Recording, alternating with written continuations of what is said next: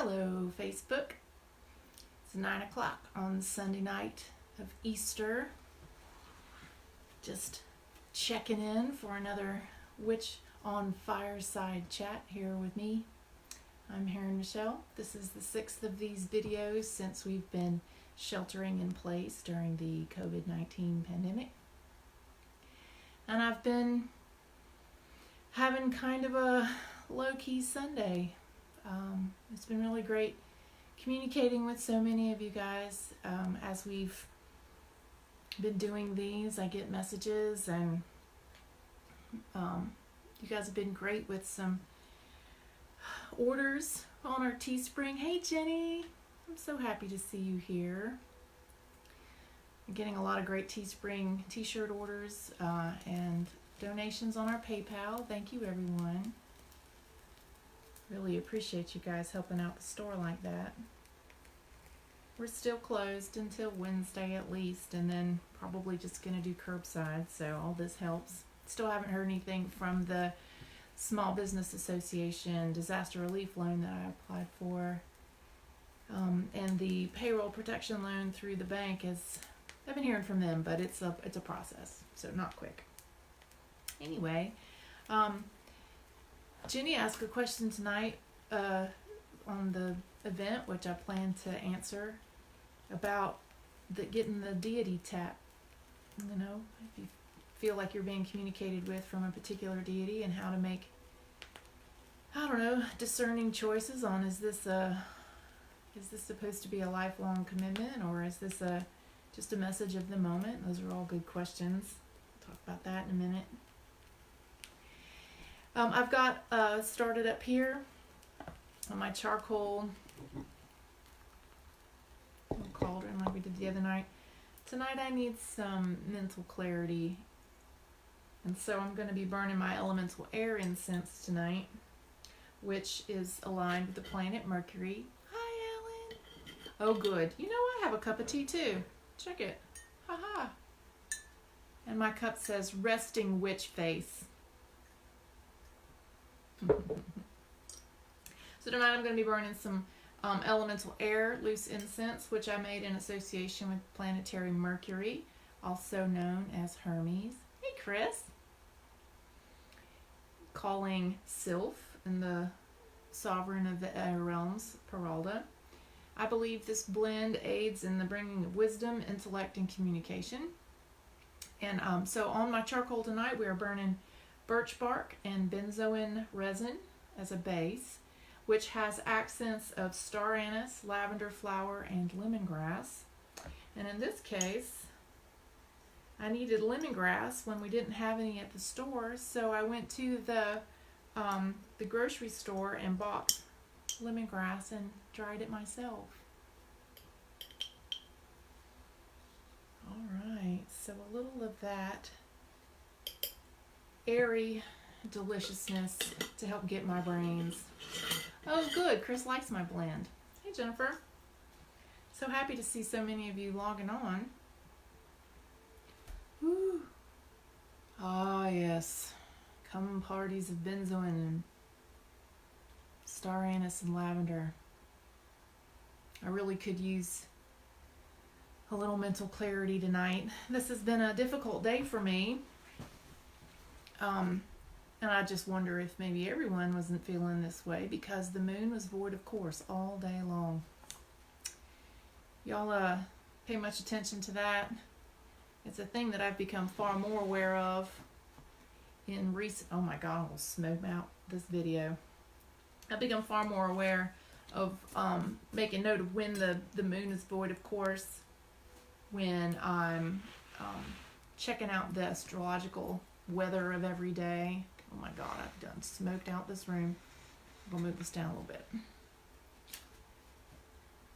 And the moon was void of course almost this whole day, but it shifted into the next sign as of 8:05 I believe p.m. and I immediately started to feel better. Hey Missy and Nick, you try to spin the void of course in meditation. Good idea. Hey Jana. So yeah, it was like from this early this morning until 8:05 tonight before it finally shifted out of Sagittarius. Let's see, which means that it's in Capricorn now, so much earthier sign for the moon, which has got me feeling a lot more stabilized. When the moon avoid, of course, it's the last, it's when it's made its last angular relationship of its transit. You know, the moon shifts into each sign every 2.5 days. And after it's done all its major work, there's just a time period before it moves into the next sign. It could be a couple hours, it could be a couple minutes, it could be a whole day. But when it's void of course, that means that it's off duty. And that's the ruler of the astral realm. The astral realm is what receives the imprint of our intention and our thought processes. It's the uplink to the astral realm and to the above to create new in this world.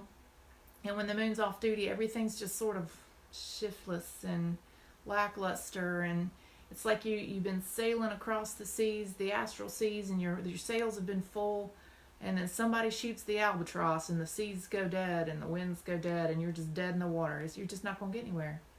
And so it's not a great time to do magic at all. It's definitely a nice time to rest, go inward. There's some who think that doing ritual work when the moon is void, of course, is even dangerous. No, I don't go that far, but I don't think it's particularly effective, and I don't think it'll go the way you want it to go if you try to do things of a magical nature when the moon is void, of course. Mostly today I napped. I sat quietly at the edge of the greenway and just watched people at a distance and tried to get some sun. So yeah, I'm really grateful now that we're moved into Capricorn. A couple things I wanted to just open with. I had said it on the page, the Witch on Fire page, but any of the blends that we've made and featured here on these videos, like our moon water, which I finished preparing, that had the rose, it's got the grape and the rose absolute and all the other delicious things in it now. I'm going to get some smaller glass vessels and divide this up, and then when anyone has made a donation via PayPal, I put your name in this little tin, my fireside chat donation drawing tin. At the end of all of these, I'll prepare some gifts, the waters, and I'll make some extra of my incense blends and make little thank yous, and we'll do some drawings for as many of those as there are. And so I would love to send to anyone that I pull your name. And if you've donated multiple times, which some of you have, I put your name in there fresh every time. So hopefully here very soon I'll have a little thank you gift for everyone. But anyway, make sure if you do PayPal to include your address on there if you'd like me to be able to mail you something back. Otherwise, I'll just get in touch with you later. So anyway, moon water. Another fun thing, of course, today was Easter.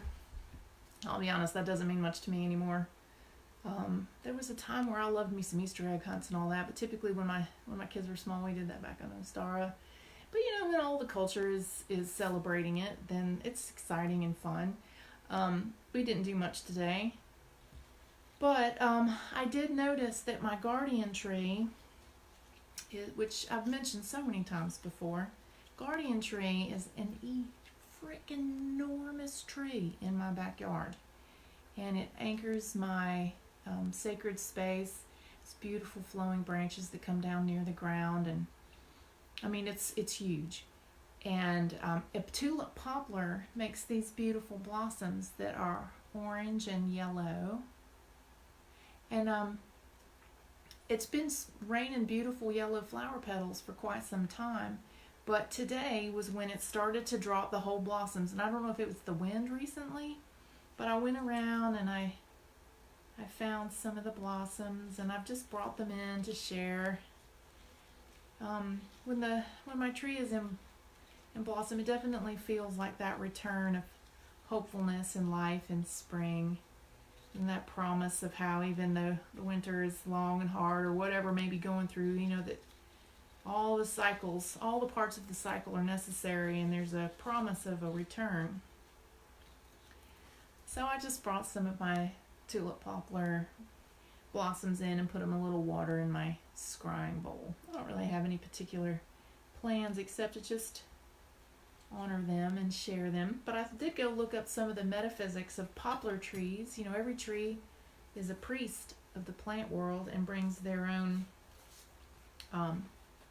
beauty, their own metaphysical powers. So according to, and this is a great book to have if you don't, the complete book of correspondences.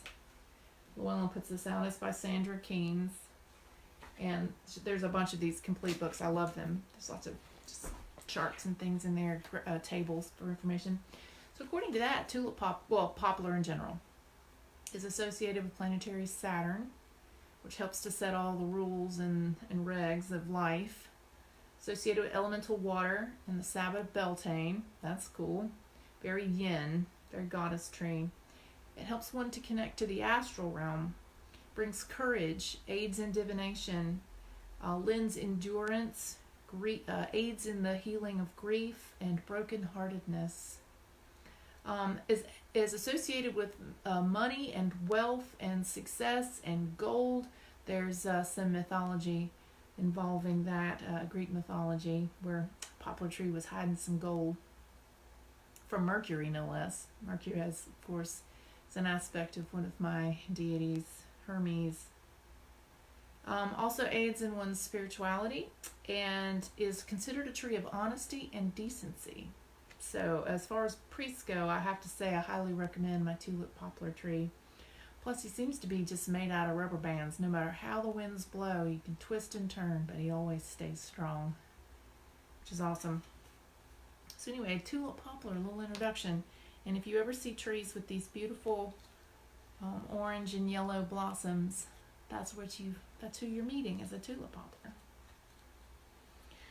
All right. Well, here on our fireside chat, I have my candle going, got my incense. Also burning my waning moon candle again. I'm going to move this aside for the moment.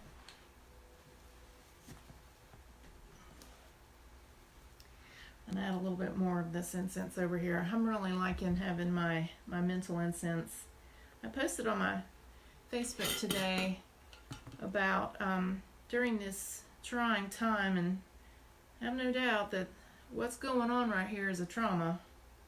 It's a collective trauma we're all going through. And mental health is at an all-time shaky spot for everybody. It's potentially that there's mental health concerns that you didn't even know you had, and now they're suddenly intensifying. And maybe you don't even know that those are typically mental health issues, among them a sort of brain fog and problems with memory and what they call an executive dysfunction, where you know what you need to do, but you just can't seem to get your act together to do it in an efficient way.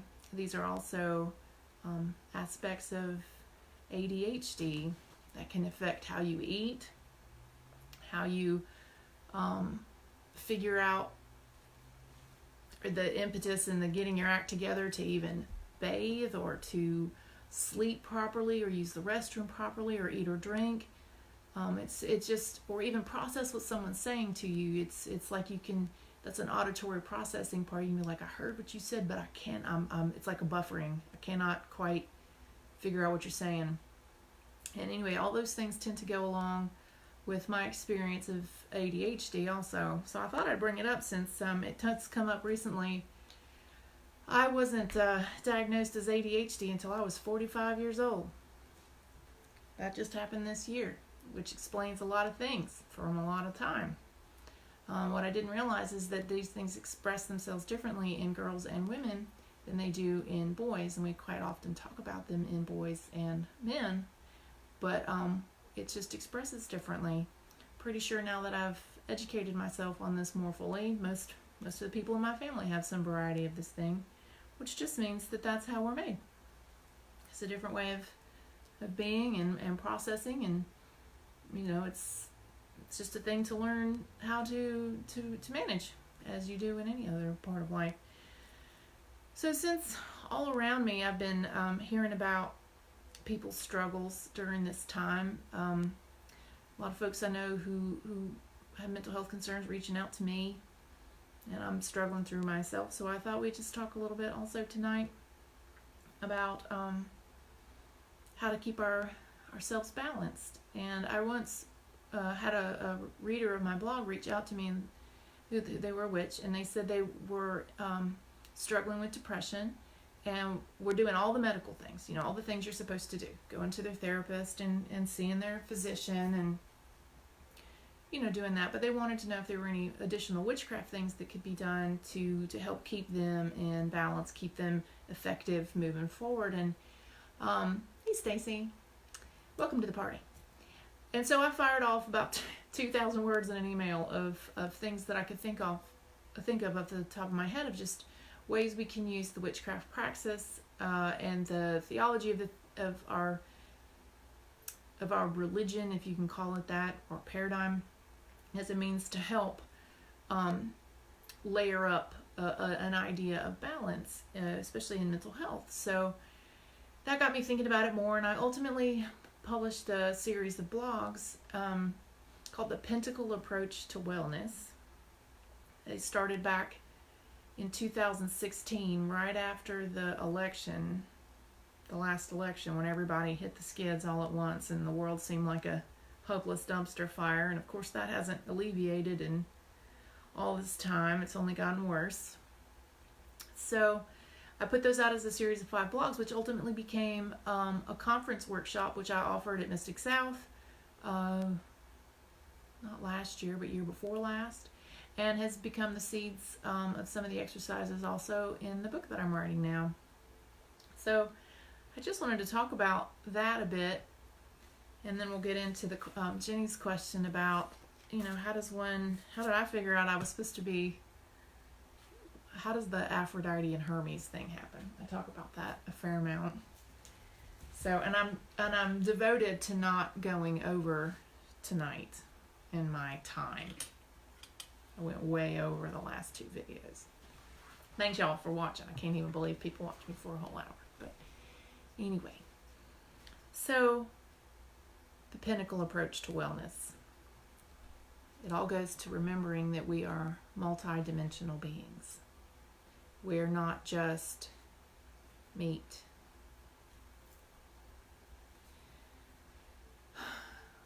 We're also not just a spirit driving a meat-coated skeleton. I call it meat suit management when I've got to deal with the needs of my body, and frankly it irritates me when I have to do that.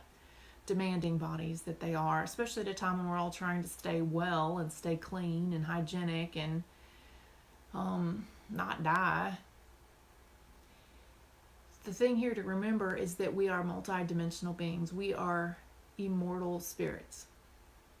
We're spirits that have been on a very long journey. We've had infinite lives. We've been all the things. We've been evolving to now becoming these sentient beings called human beings, which now we get to act as a kind of priest of the animal world because we have that sentience. But our flesh and bones are the middle of ourselves. They're not the outside edge. This may be the outside edge of my physical body, but it is not my outermost self. We are enormously beautiful spiritual beings that extend well beyond our flesh and are interconnected in a metaphysical way, a spiritual way, through everything in the cosmos. And that is timeless. It is immortal. We've had many lives. A major part of my work is in past life retrieval. If there's one thing I believe beyond a shadow of a doubt, which has nothing to do with faith or anything, it's that we have lived multiple lives and we will continue to live multiple lives.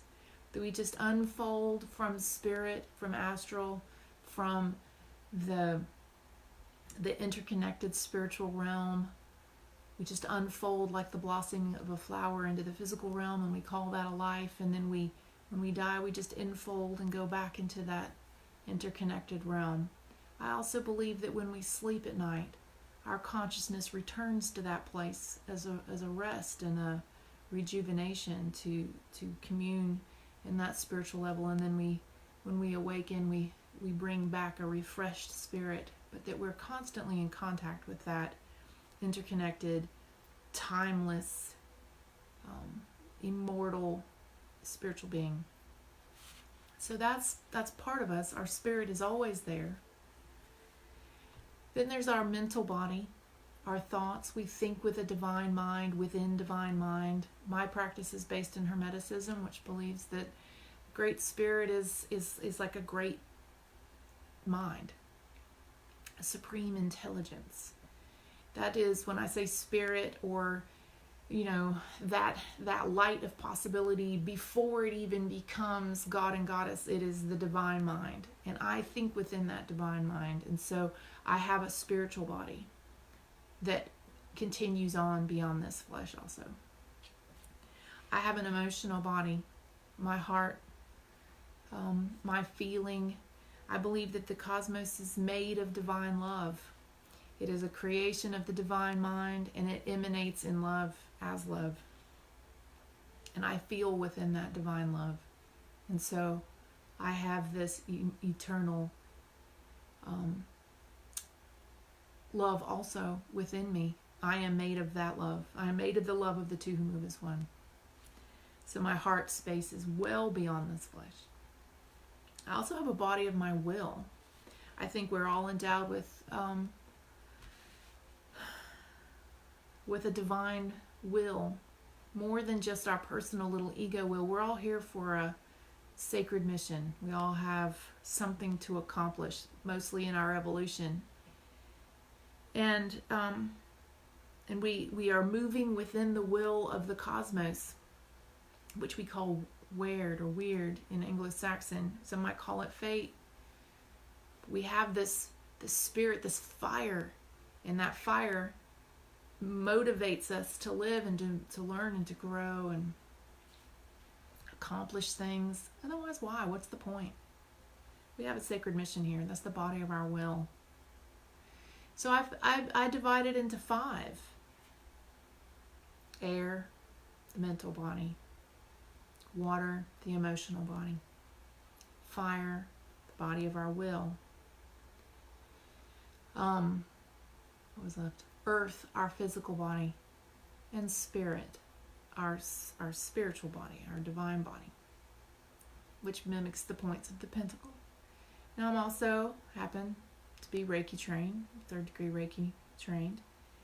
I love everything about that concept. Now that is a non-witchcraft concept. That is an Eastern concept. But it can also be universal. And the idea there, of course, we get from the East is the idea of the chakras, the energy centers, and how our self starts in consciousness, starts at the greatness of consciousness, and it enters, and we all have a torus-shaped, T-O-R-U-S, a torus-shaped energy field around us, right? It's constantly flowing above and below. Just like the earth has an electromagnetic field, we also have an energy field around us. And that energy, what is created as us, enters from consciousness, from spirit, and manifests as our physical body through the chakras, which are like valves that spin open and receive this information. And then that manifests as our physical self, our emotions, our will, our thoughts on all this, and that creates the individualness, the illusion of our individuality. All of these selves need to be in balance with each other and in balance with the cosmos for us to be at ease. When we are at ease, that's when all the good, happy, pleasurable, joy, success, all of the things come into being, because we are at ease. We are open, we are integrated, we are interconnected, we're not pinched off in fearfulness. We have what we need will come to us. That's when we seem to be most focused in gratitude. And, well, ease is the opposite of dis-ease. Dis-ease in the physical body is like an end result of a dis-ease in consciousness. And so it all goes back to the ideas that our consciousness is creating our reality. We think within the divine mind. The divine mind's thoughts become reality. there's like a consensus reality here, but we do have the ability to impact that. And so if our mind is not thinking clearly, then we will create a muddled experience in all the other bodies. Same thing, if we aren't acting in alignment with our highest divine will, we're lost in the woods hacking away at the wrong thing, or tilting at windmills, if you will, then ultimately we will have a kind of confused and lost experience in other ways as well. So in order to really know ease, which would include physical ease, it's important to have a holistic approach. The holistic approach means that I recognize I am all of these beings. So how do we approach anything? Well, a Pentacle approach to wellness would say, okay, if I'm feeling some dis-ease of my thoughts or my feelings, how do I get back into ease? Well, one way is to approach it do something from all 5 layers of the self. So I just wanted to sort of talk about how I go about things, because, like I said, if one of the main things that goes along with, being a Pisces sun, is that we have deep waters, and our emotions can sometimes run very deep and sometimes tumultuous. We feel very deeply, and we're very aware. And so I've often struggled with depression in my life. But you're aware of a situation and how there's some crappy situations in this world. It can sometimes be disheartening. So how do we get out of those puddles? I drown in my puddle sometimes. How do I crawl out of my puddle? My emotional puddle. Same thing with thoughts. My thoughts can become very dark and stormy, especially when I'm picking up all this information from around the world, around me. It's just not nice. There's a lot of just not nice things in the world, especially right now. Things that are just not okay, and that can get you down too. So anyway, how would I clear any of that up? So think about it. Let's just say you're having a bad day. Something's off. Maybe you feel bad. Yeah, I know we got some other Pisces in the house. I believe it. Every time Pisces season rolls around and I see exactly how many of my very spiritual friends happen to be Piscean people, I'm like, that's right. So, cheers. All right, so think about it. So what I like to do, I'm having a bad moment. Maybe I'm having an anxiety attack, which I get. That goes with a lady having ADHD, just so you know. The H part is hyper-emotionality, hyper-expressiveness. It's not going to be like I'm running around like a chicken with my head cut off. It's not the physicalness or necessarily that might be expressed in a male. And it's not necessarily impulsive action the way that we think of when we think of hyperactivity. It can sometimes be you just feel too deeply and then you can't shut up about it. So all you people who've known me for 30 some odd years and you always thought, what is wrong with that lady? Well, now we know. It has a name for it. And so that's part of it. So anxiety and depression tend to go with that for women. So that was just a symptom, not the disease for me of the ADHD. Now that I know that, forewarned is forearmed, right? I know what to do about that now. Anyway, so I'm having a bad day, let's say, or you're having a bad day. I think about it going according to not only my chakras, but also the 5 bodies of myself. And I start at the earth because it's the easiest thing to manipulate, to impact. Root chakra. Start at the bottom. Root is all about the earth and how we survive. So I ask myself, have I eaten properly today? Have I not just eaten, but have I eaten well? Have I eaten enough? Have I eaten in a timely fashion? One of the things I recommend if someone is feeling very blue is to I call it Operation Gourmet. Now here we all are stuck at home. Everybody's having to cook more. So in this Operation Gourmet, a suggestion which engages all the parts of the will and something we can do right now, or all the parts of the body. It's called Operation Gourmet. So deciding to make a beautiful meal, not just any old thing. Going out or getting online and finding a recipe, something you never made before. It's going to be the mental challenge of following directions, making decisions. I know that can be hard when you're in a depressed, confused, muddled state. So it's a choice to do something very proactively. But I recommend it. On Operation Gourmet, you figure out something you're going to do special that you've never done before. Something that might require a process that you need to learn, some knowledge and acquisition you need to make. Maybe you need to go watch a YouTube video on how to do something. Then the will, you've got to go out and get things. So I know that's kind of tricky, but going to the grocery store, we got to do it eventually. So you go buy the new grocery list. You make a list. That's the mental bit. You go to the grocery, you buy the different things. Try to get something you've never worked with before in your recipe. Go get the things. Then you got to do it. Make the meal. That's the body of the will. Make it something you think you're going to enjoy, right? The heart is all about treating yourself, something that you think will be delicious.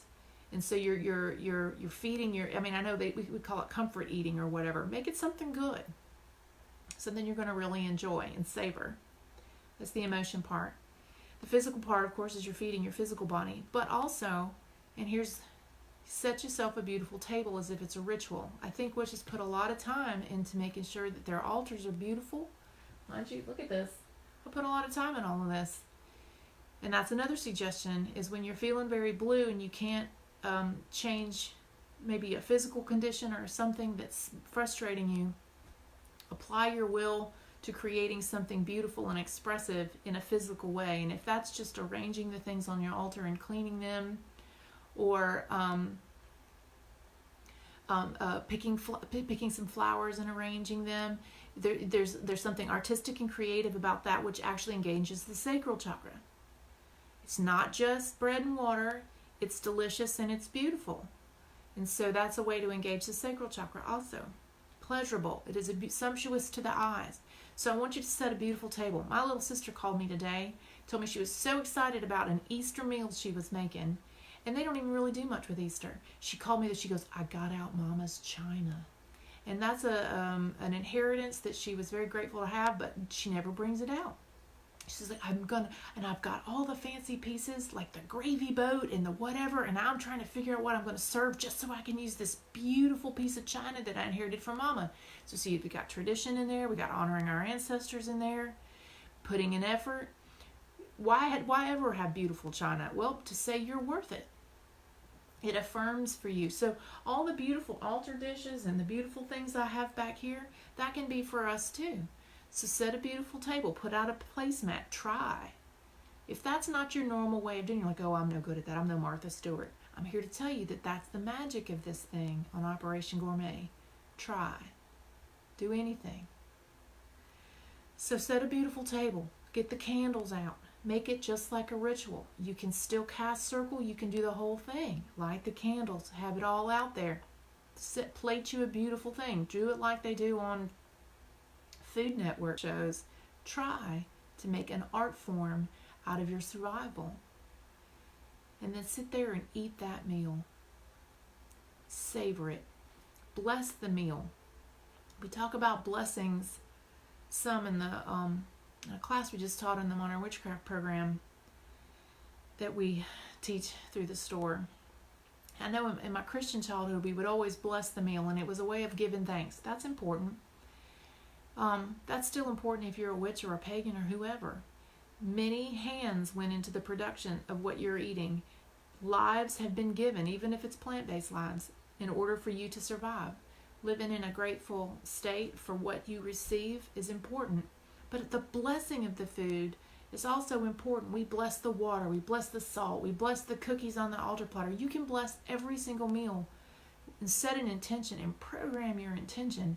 So that blessing is like stating an affirmation of what you want that food to accomplish for you. And it puts you in a vibration of gratitude and receptiveness to that. You can program that food for anything you want. I tell this story always about one of my first students named David. Learning those lessons, he started going into work every day, and there was always an opening business meeting. He would sit down at the conference table with his coffee, and he would energetically charge his coffee cup for how he wanted his day to go. This day is going to be peaceful. This day I'm going to get things done. These people who drive me crazy are not going to drive me crazy today, and they're going to agree with my ideas so that we can effectively accomplish what I need to do today. So mote it be. Now that's just happening in his head. He drinks his coffee while he's having the opening day. He said that people would comment on how calm and effective he was after he did that. And you can do that with every meal. So you bless the meal, and then you savor it. At Samhain, we often have what we call a dumb supper, a silent supper, which we eat with our ancestors, which we invite them to enjoy the meal through us. You can do the same, but rather than thinking about, oh, I'm giving my body to my ancestors to enjoy, think, my spirit, I'm going to nurture my spirit, I'm going to nurture my mind, I'm going to nurture my heart, and all the parts of me, and I'm going to take this bite, and I'm going to be so grateful I get to eat this bite, and then I'm going to just savor it. Chew slowly, meditate through it. Program it to be a sustenance to all aspects of yourself. Maybe with each bite, you kind of run through the 5 points of the Pentacle. And with this bite, I bring a savoriness to my thoughts that are delicious and beautiful. And with this bite, I nurture my emotions. But you can do so with intention. So you eat your meal. Now you've fed your root chakra, your physical body, you fed your sacral chakra, because you enjoyed it. Let's hope you enjoyed it. Let's hope what you made was delicious. Don't forget dessert. Dessert's important. Fed your heart, hopefully, by your emotional state, feeling better for what you have done. In your blessing, hopefully you expressed something. That's your throat chakra. Your will. Oh, I didn't mean to skip solar plexus. You enacted your will over this. You applied fire to something, by golly. Well, unless you're eating raw. But anyway, you applied the fires of your will in order to reorganizing this thing. Chemistry probably happened in this. Apply fire. Make it happen. Change its form. You expressed yourself. If you have, you've shared them. It doesn't have to be shared with other people. But let's say you shared this with your family, your loved one. I hope that you spoke lovingly to each other and actually communicated through this meal. This is not the time to be having the television on. No, this is to put on the nice soft jazz in the background and the good candles and talk about things and interact, which means that you've also opened your minds to each other and to yourself and highest divinity, and you have interacted with divinity also, because if you prayed over that meal, and you began it, the whole thing's a prayer. And so that's a ritual we're going to call Operation Gourmet. And then I give you permission to put the dishes in the sink, let them soak. The next day, it's called Kitchen Grudge Match. That's the other side of this mystery. Now I know we're all at home, and it's spring cleaning time. And we made our spring cleaning spray in the last video, right? If you've charged up a spray, a cleaner like that, you've got your 5 Thieves or anything like that, the next thing to do is to apply the fires of your will and the earthy organization you want on whatever's going chaos in your mind, whatever's going chaos in your heart, if you're grieving, anything that might be going on, you can impact your space by cleaning it and organizing. Now, mind you, this is my Virgo moon speaking to you. So let my Pisces creative sun give you a spark of inspiration, but then let my Virgo moon help you put some organizational structures on these feelings. This is the strength of where I'm coming from here. Virgos are always associated with bajiggitiness. My bajiggity does quite the jig. I need things to be just so. But that's not to say that occasionally my dishes, just currently, are stacked up in the kitchen. Operation Gourmet needs to be followed by Kitchen Grudge Match. There is a funk in there, and maybe that funk that's on the counter, or whatever, the sauce that's spilled on the counter, whatever, you say that is this emotion of mine that's blargy and yuck, and I need it cleaned up. Or that's a thought. I've been thinking a baneful thought that's not what I want up in here, and I'm going to clean it, and I'm going to apply my will, and I'm going to clean that up. So that splatter on the counter with my spray, that's me. I name you the thing I don't want to think anymore, and I'm going to scrub you down. My suggestion to you is at least this one time, as an act of magic, put your will of organization all over that kitchen. This is the time to organize the Tupperware with the lids. And where do they go? And why do they multiply? And why do they not match anymore? Pull that shit out and fix that. Get rid of that stuff. You don't need that weird cookie cutter anymore that's supposed to look like one thing, but when it comes out, it's just blobs, and you're like, that didn't work at all. Clean that shit out. Moreover, turn out the cupboards. Scrub them all the way to the back. Wipe down the counter fronts. What I'm getting at is polish the sink. You're not done till it's all put away. Just one time. But while you're doing it, because it's got to be done anyway, we all know it's got to be done eventually, name each bit of chaos something in your consciousness, in your mind, in your heart, that is harder to control because it's squidgy, right? Let the things in your kitchen that you're organizing and you're cleaning, let those be in sympathy with the harder to control things like thoughts and emotions. Apply your will to accomplishing this one thing and say it's in sympathy with the other thing, that maybe the big life thing that you need to accomplish right now. And then it's a twofer. It's a double whammy. You did the kitchen cleanup you were supposed to do anyway, and aren't you proud of yourself acting like a grown-up? The kitchen's clean, and you've nurtured yourself. So those are some of my ways of taking care of my whole self. That's just one example. There's other ways. I suggest everybody go get some sunshine. Solarize yourself. Get some vitamin D. Quite often if we're feeling depressed and we're starting to have mental issues, it's because we don't have enough vitamin D. I especially say this to my white brothers and sisters. We need our vitamin D. We're told to slather up in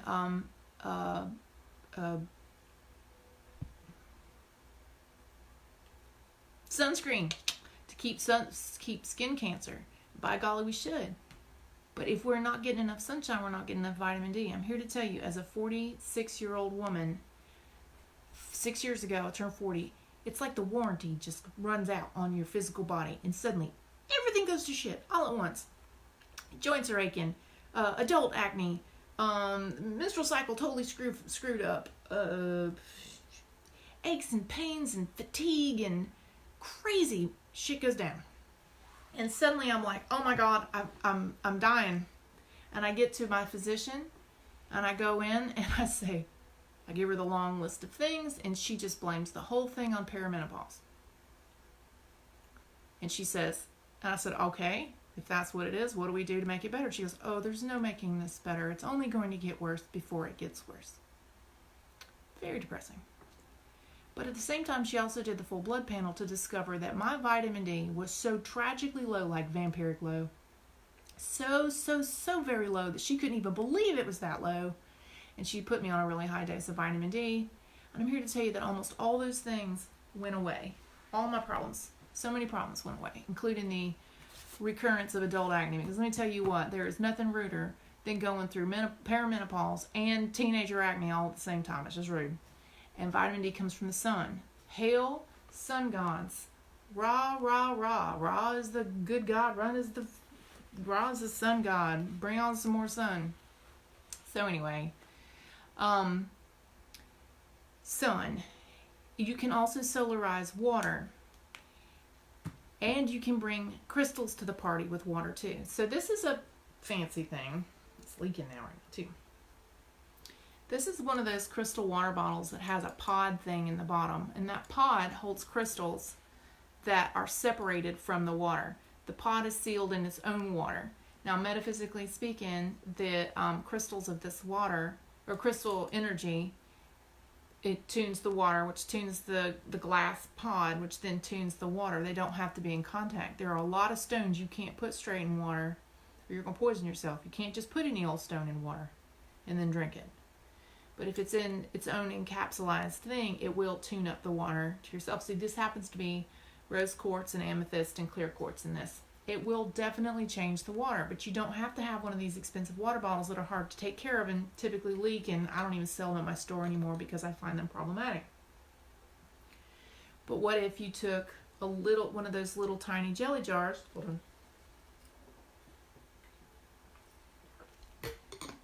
one of those little jelly jars, and you put, sterilize it all real good, and you put in some stones that associate with the will and fire and get up and go, like maybe some sunstone or something like that, red aventurine. You put them in the little jar, you fill the jar with water, you seal it real tight, you put it down in a pitcher, fill the pitcher with fresh water, and then let it solarize out in the sun, and then drink that water. Those are some ideas also. But exercise, mostly for physical well. You got to get your metabolism going, you got to get your muscles moving. That everybody knows that if you want to help with the depression, you got to get out and move your bones. And I don't particularly care for that much, but everybody knows it's true. Get your physical exercise. Eat right. You've got to drink a lot of water. Man, 3/4 of just figuring out how to be a functional adult is realizing that you have got to drink water. You got to eat healthy from all your food groups, whether you like it or not, just like your mama told you you had to. And you got to drink lots of water, and you got to get out and get some exercise, just like your mama told you.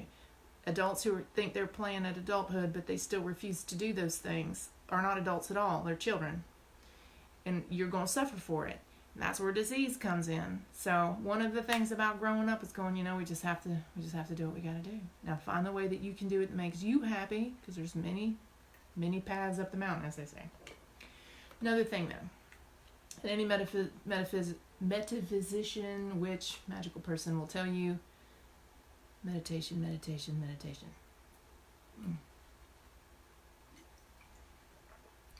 It is the key to everything. 20 minutes a day if you can, if not more. Affirmations are another thing, and I like to combine them. So for your mental, spiritual, expressive chakras, I recommend meditating with affirmations. 2 different ways. One, just a general meditation, and people say, I can't meditate. Now mind you, ADHD, right? And yet I can very hyper-focus and go into trance state, no problem. What doesn't work for me necessarily is the trying to keep my mind blank. That doesn't work. But I can step outside and allow the thoughts and stuff to go past, and I just observe them from a objective side position. I release attachment to what is happening in my meditation. The point isn't necessarily that you crack the cosmic egg and have all your answers appear during the meditation. I once took a transcendental meditation class from a fellow named Paul Brown out in California, and he used a good metaphor. He said, we don't vacuum the floor because we enjoy dragging this loud, difficult machine around the room. We vacuum the floor because after we're finished, we can enjoy the effects of the vacuuming. And it's much the same with meditation. It's not that while we're in it, we're cracking the cosmic egg and receiving everything happening, like some big cosmic vision which shakes our world. It's more that we're rested, that our minds are rested and prepared for the rest of our day, and then we can go on with our day afterwards, and then we are more receptive to the synchronicities and the messages. We're more effective in our work, we're more rested, we're more calm, we're more at ease on all levels. So meditation. My suggestion is just to sit in a chair, however you like. This is my meditation chair. I like it to have a nice back. I like there to be arms. I can just rest my arms on them, on the arms of the chair. Feet flat on the floor, not crossed. If you like to meditate in lotus position, that's a different story. You certainly may do that, but it doesn't require that. And then I just focus on the breath, coming in and releasing. I just focus on the breath. I just allow my mind to follow the breath. I start to see it as light. The light comes in through the nose. I release it out through the mouth. And I allow that light to fill my entire body while I'm imagining myself sitting in a comfy chair in a little room in my own head that I pulled my attention inward. And that little room in my head has a window, but it's on the far wall. And that window is my eyes, and it represents the outer world. But my chair is far away from that window. And then as I breathe, I chant in my head a word. Now, this is the first part of meditation. It's just like a transcendental meditation. The word that I like to chant in my head as a means to keeping my busy brain, my little squirrel brain, keep it busy, as I keep repeating the word, I'll win, in my head. That's a Welsh word that means divine inspiration. It's not said in 2 syllables, it's said in 3. Now that's very convenient. So if you start your meditation, you can start it by actually intoning, and then you can shift it quietly, or you can just say it in your head. For me, it's I'll win, I'll win, I'll win. And then I just imagine myself saying that in my head. Just think it, I'll win, I'll win, I'll win. And as I do it, it's as if the floor of my meditation room in my chair just keeps sinking further and further away from the window, deeper and deeper, deeper and deeper, until the floor of the room is right about the point of my solar plexus. I imagine that I'm in a little chair, in a little room. The floor has sunk into my belly, and my eyes, that window, is so high up. It's like at the top of a tower. And I just, any random thought like, oh, I need to go to the grocery store, or oh, I forgot to add raisins to the shopping list again, or whatever. I see that like a little bird flying by the window, and I just let it go. I'll win, I'll win, I'll win. And I just keep sitting in that silent space, inwardly focused, chanting the word divine inspiration. And I set on my iPhone, on my alarms, and I use crickets or something soft and quiet at 20 minutes. And when it goes off, I then see myself rising up, the chair and the floor and everything rising up closer and closer into the window. And then when I'm ready, I get to the top, I say my affirmations for the day. Affirmations reprogram for what you want to become. They are stated in the affirmative. They begin with I am, or something like that. You never use the word not in an average. The consciousness does not register not. So it's not I am not afraid. It is I am brave. I am not sick. I am well. So those are your affirmations. So here's the one that I'm going to share that I like to use. It's a little bit simplified version of the one that I do every day. But after I come back from that 20 minutes, hopefully that much, of just sitting in a quietness in myself, I'll win, I'll win, I'll win, and then I allow myself to rise back up. I say, I am at ease. I am whole and complete. I am in perfect balance on all levels. I am loving. I am lovable. I am love. Blessed be. And then I start my day. So that is a helpful way of keeping the mind and the throat and the crown all connected. It can be done at any time. If you do that sort of thing regularly, in a moment of crisis when the anxiety starts to peak, you can close your eyes for a minute, go back to that place in your mind, take a deep breath, release it completely, just chant I'll win a little bit for a minute, and then repeat your affirmations. It can be really grounding. You have to have done it frequently, though, to be used to that sense of peace that you get from that, for that to be so effective in the moment. Those are some of my ideas. And I know that it's a struggle, but those are just some ideas. What have you eaten today? Have you had enough water? Have you gotten any exercise? Have you slept enough? Do a little meditation. Do something creative. Reach out and express your feelings, whether that be in a journal or through some art, that kind of thing. Communicate. Because you are made of love. The world is made of love. It doesn't seem like it all the time. And love is a many-faceted and confusing thing sometimes, divine love is, because it's everything, including the things that are challenging. But we're here to learn from all of this, so lean in and ask the hard questions and then do the work.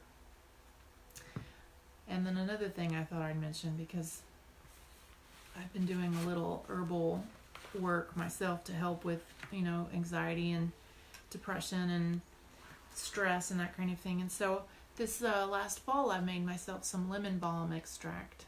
This is my own little labeled bottle. Lemon Balm is in the mint family. It's called Melissa officinalis, also known as bee balm. It's associated with Cancer, the sign Cancer, elemental water, and the moon, and I was doing some lunar work at the time. It's very much a goddess connection, and it aids with anxiety relief. It can bring calm and clarity, comfort, restores concentration and focus. It is also helpful in dealing with grief and healing of heartbreak. It can be helpful for past life memories. It reduces stress. It has long been used as a sleep aid. That's if you use the lemon balm leaf like a tea. You can just drink the tea. Making an alcohol extract is making an Uber tea. And I did it with some alchemical processes that I was playing with. I did not quite get to making a spagyric, but I was trying to make a tincture. And so I put it in a blue bottle. I put the sigil of the moon on there. Every Monday is when I attended to it, with my intention that it helped me with a connection to my emotional self and to find balance through the cycles of ebbing and flowing. And so I put in a jar, this exactly the same size jar as this. So just as an example, I put about so much of the leaf. I forget how many ounces it ended up being, but I put a bunch in there. And then I filled with vodka to the top. It has to be really high octane liquor. Even better would be Everclear, but anyway, I got a really high alcohol content vodka.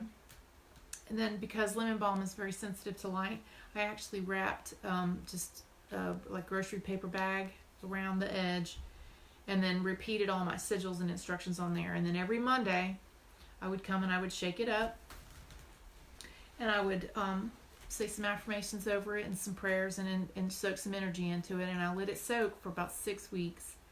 And then I strained off the herbs and I added more. And I did it a little bit longer until eventually I was able to just strain off all the herbs entirely. And it was kind of like a super lemon balm extract, alcohol extract, which means you don't have to drink so much of it. So I put them in these green bottles. This was my Yule gift to the people on my Yule list in my coven. Being in my coven, every Yule I try to do something special and magical. And then what I do when I need to take some is, of course, I repeat my everything's better when drunken out of a skull-shaped shot glass. This just happens to be some lemonade. I usually just use juice, and I put about half a dropper full. Because magic, right? I awaken the powers of this lemon balm, and I ask you, Melissa officinalis, to bring your powers of emotional calm, anxiety reduction, stress reduction, peace of spirit, and easing of the heart through grief. Blessed be. Down the hatch.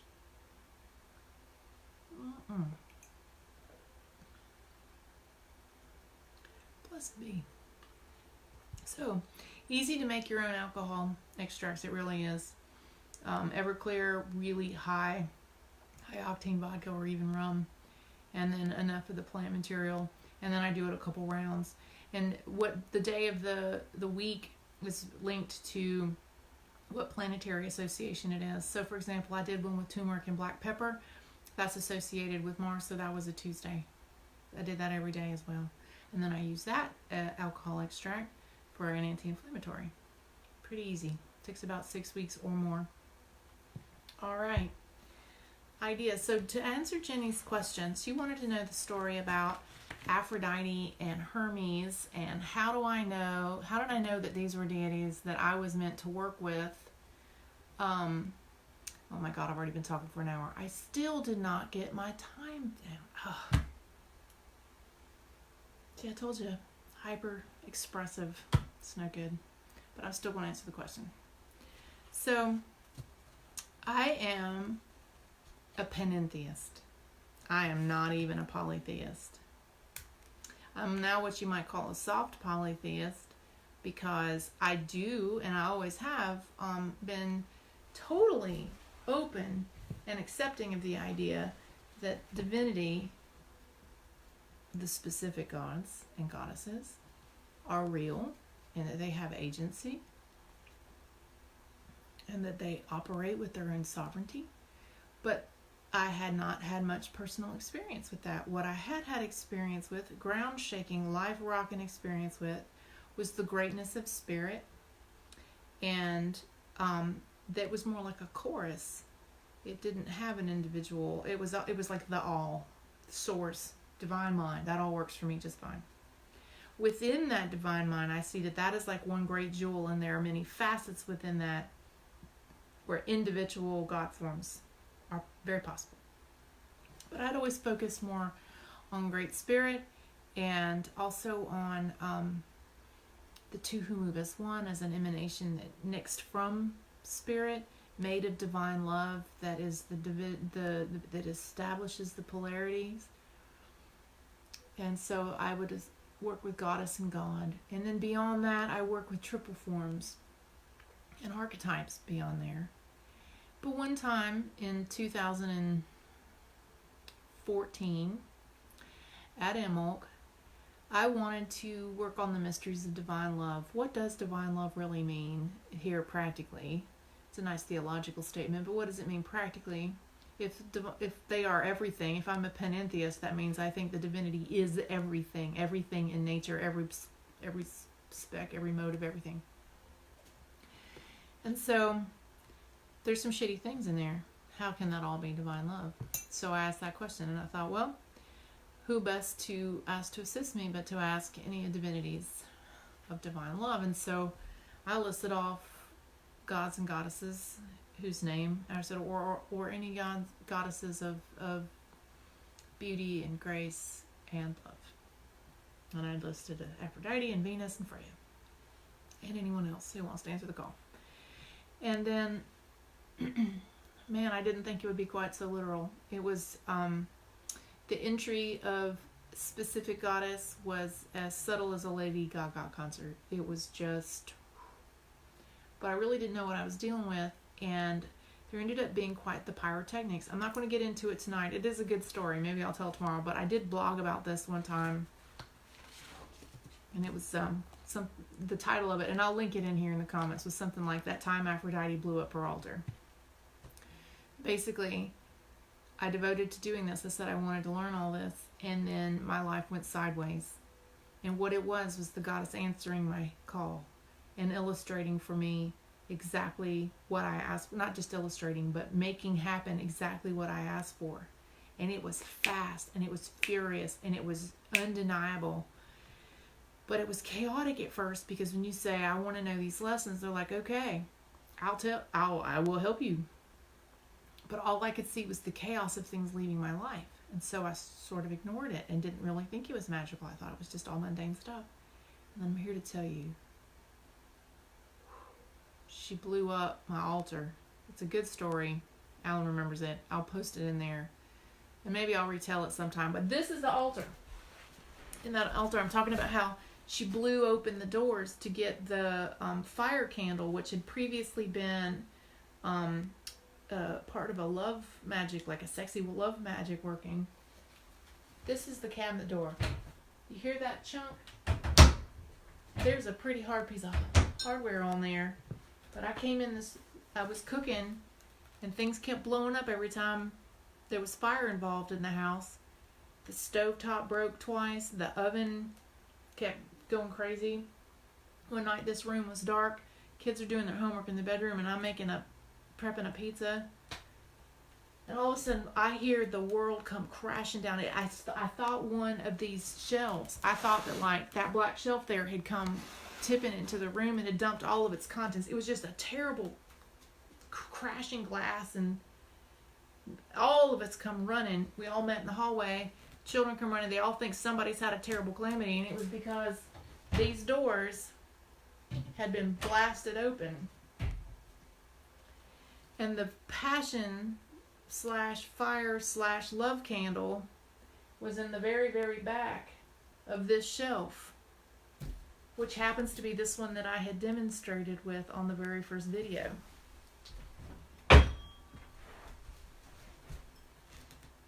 This had been at the back of that shelf right there. But there had been a whole bunch of little glass votive holders and candlesticks and that kind of thing in front of it.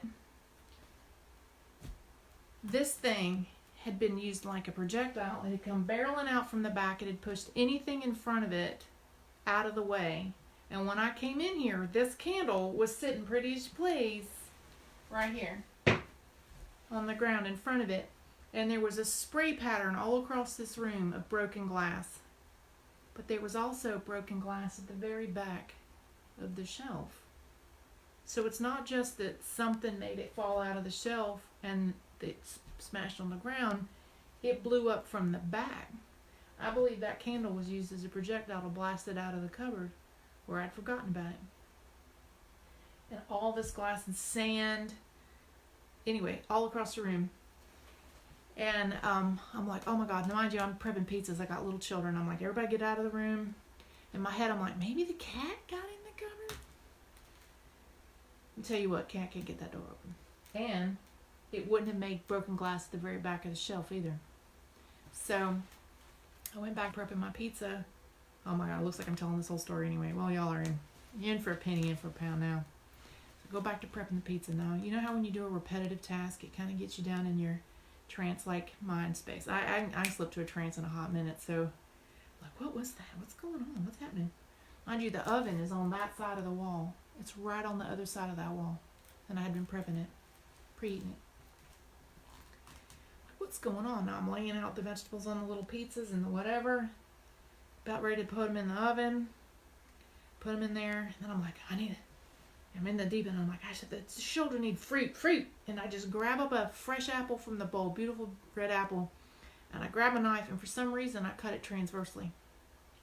You know, not stem to bottom, but through its fat bit. Well, I don't know where to do that when I'm cutting apples to eat, but it is a thing that I do usually during Mabon Sabbats when I want to show the pentacle on the inside of it. The pentacle, the way the seeds show like a little 5-pointed star on the inside of the apple. This is all just me being basically taken over by spirit, just like, you know, I'm not really thinking consciously. The parts of the apple fall open in my hand, and even though it was a beautiful red apple, not a bruise on it, not a hole, fresh from the store, it was rotten. It was brown, like it was a whole bruise, skin to skin. And when it fell open in my hands, I went, things are not as they seem. And it's like I said these words without really thinking about them.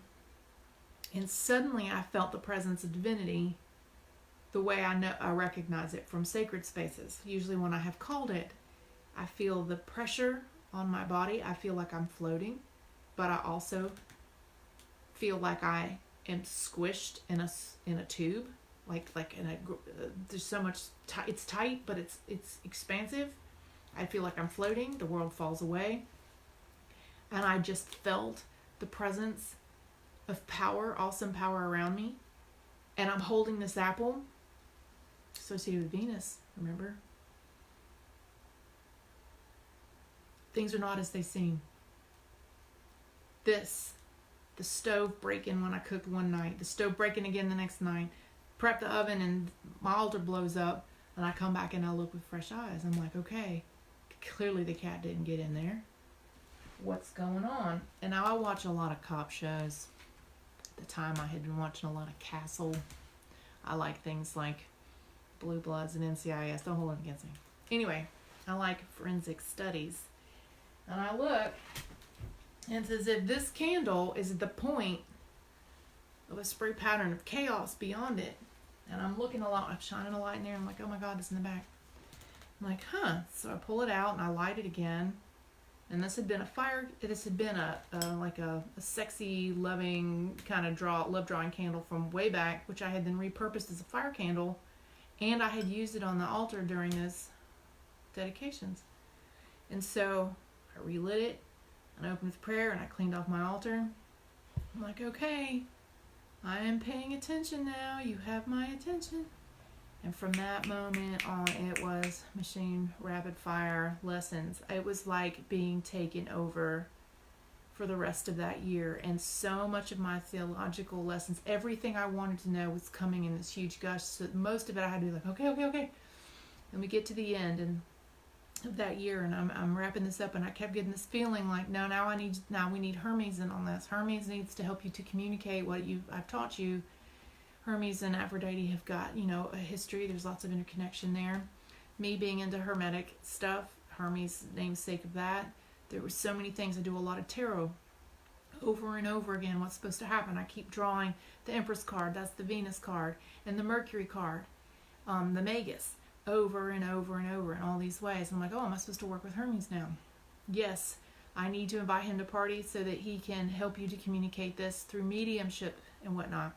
And that's when the mediumship started happening. I'd wake up in the middle of the night like someone had pried open my crown chakra and was just dumping information into it. It was very overwhelming, but it was also very clear to me what was going on. And then I affirmed that over and over again through divination. There's just a lot of ways to check what's happening against, you know, objectively. I like to use tarot because it's an objective vocabulary to discuss subjective, squishy things. Continued on from there. I'm like, okay, so this next year I'm going to bring Hermes to the party. I invited him to the altar. It hasn't been quite as combustible a thing, but so much of my studies keep going back to things that are attributed to Hermes. So I don't really have a devotional practice with them as much as I do a sense of partnership and respect, co-creative partnership. Again, I would hardly call myself a devotional polytheist. The experiences that I hear of people who have those sorts of relationships with their deities that do not mirror my own, but that doesn't mean anything. To each their own. And I continue to honor them. When I chose to become a priestess and take the vows the next year, I offered to continue to be their hands, feet, and voice of communicating divine love and wisdom in the world, and so in a wisdom tradition. So that's just my story. Wow, I didn't mean to tell all that, and here we've been a whole hour again. If you haven't noticed already, I have uploaded these videos to my YouTube channel, so they'll be there beyond just Facebook. I believe that's just called Heron Michelle. If you'd like to go to subscribe there, I'll try to upload in both places. I'm also publishing them on my blog, so any of the specific information from any of these videos, I'm making that available in there. So I might put some of the information for how to make a lemon balm tincture and the magic of poplar or something along those lines. I might include that with this video on my blog. If you found something of value here and you can continue to help the sojourner during this time, I would love it. We would all love it. It's helpful because things have been slow in the economic relief division. So that's orders@thesojo.com is the PayPal account. And like I said, if you make any amount of donation, if you live locally, I'll put that as on your store account so you can spend it later. If you don't live nearby or you just want it to be a donation, you can tell me that too. Either way, every time I'm going to put your name in the box, and at the end of all this, I'm going to figure out what we've got by way of special presents, things we've made together, things that I can put in a little care package and send you. And I'll do some drawings on that. I don't know. I just want to give back. And I really appreciate everybody tuning in. Again, it's Tuesday, Friday, and Sunday nights throughout April. There's going to be 13 of them as a means to just, I don't know, stay connected. I do love your messages. Like I said, this isn't an easy time for me or anybody else. And I do appreciate when folks reach out and we can commune together. That doesn't mean I have all the answers, but it does mean that we acknowledge our interconnection and how we can help support each other. So if I can be helpful to you in any way, reach out and I will do my best. Thank you so much for coming. Stay well and safe. Namaste. Away at a safe distance. Blessed be.